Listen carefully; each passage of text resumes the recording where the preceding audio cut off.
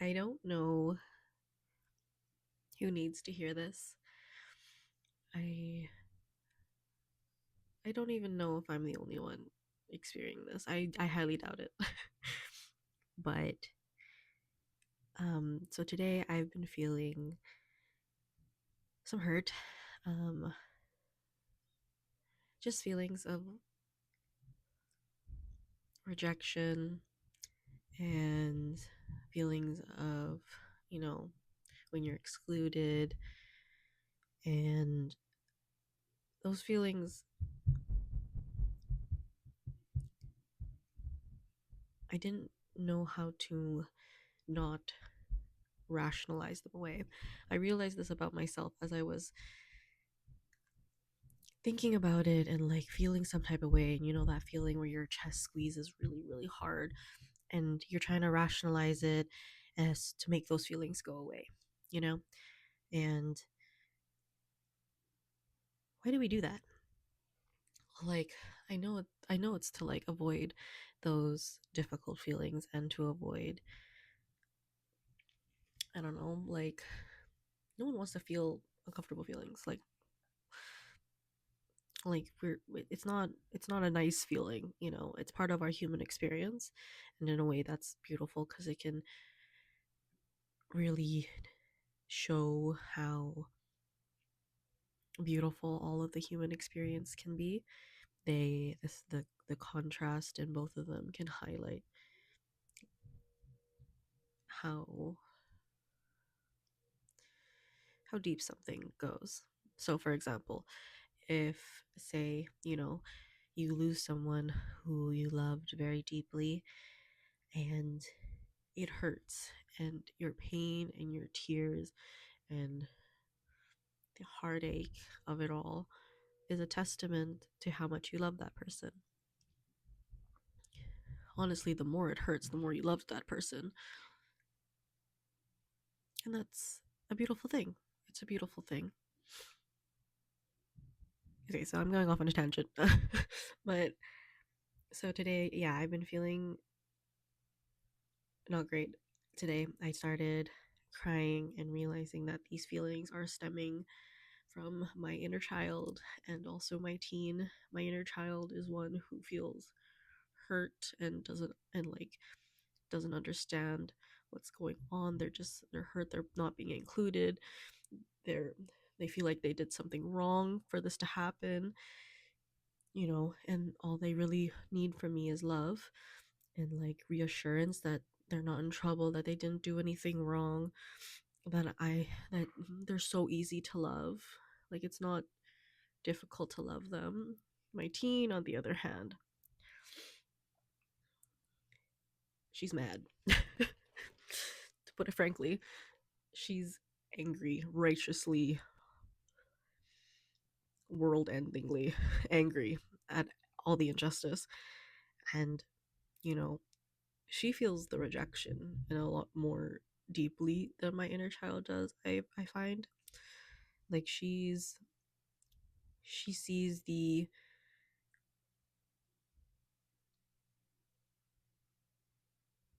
I don't like saying right or wrong because that's purely perspective in my opinion.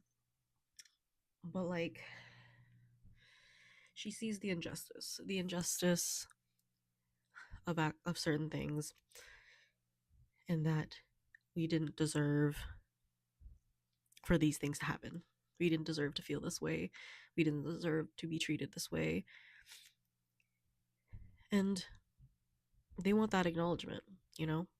So what I did was I was in like a visual meditation as I was ugly, sobbing about my feelings and trying to hold space for my feelings and not trying to push them away, because I used to do that a lot. I would numb it with things, as you know, I would numb it with like things and parties and people and even sex. Like I numbed a lot and tried to hide away from a lot of these feelings, and I'm learning to hold space for them and realizing that they need to be expressed, they need to be released, and the only way out is through.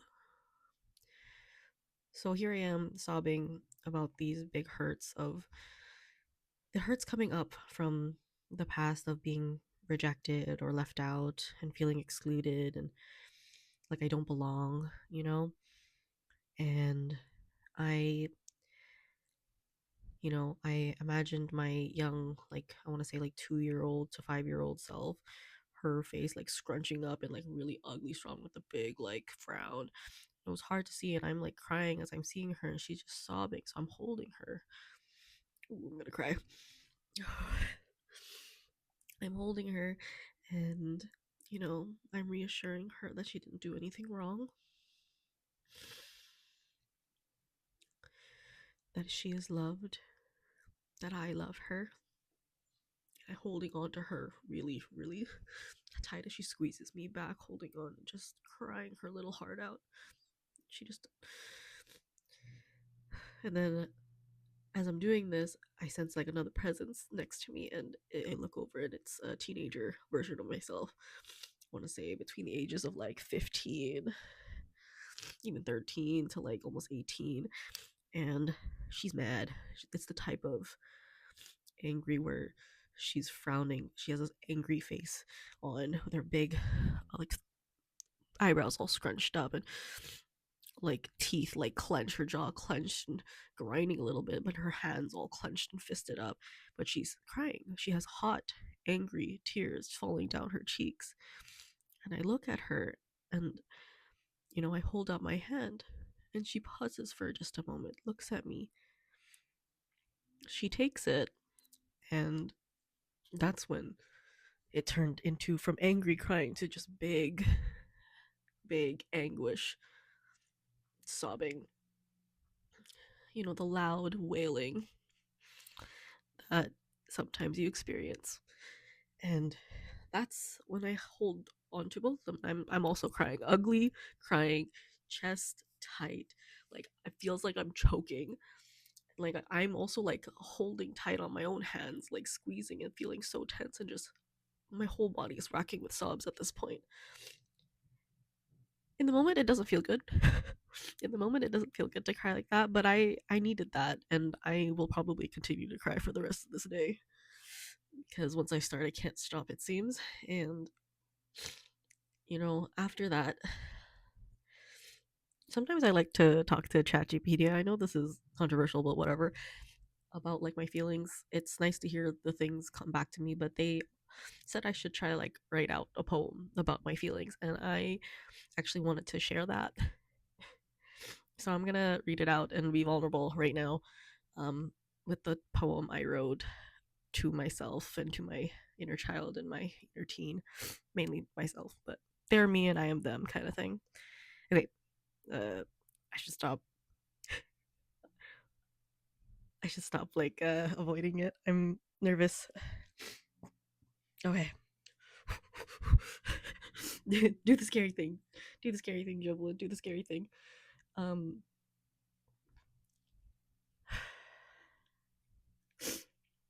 I haven't titled it. I don't know what title I should give it. But here it is.